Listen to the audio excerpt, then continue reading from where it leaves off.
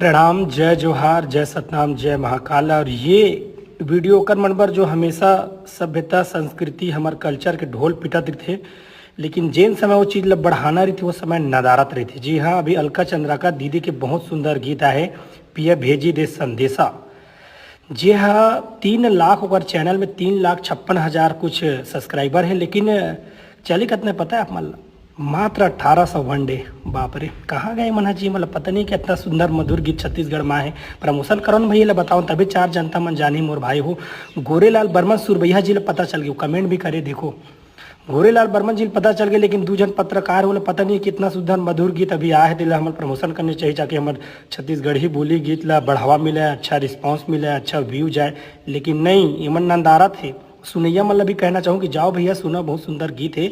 जबकि मोर गीत आयरी स्टोरी के बड़े बड़े गंदा गीत बोले, वो गंदा गीत होकर बावजूद भी वन डे 50,000 चलिस।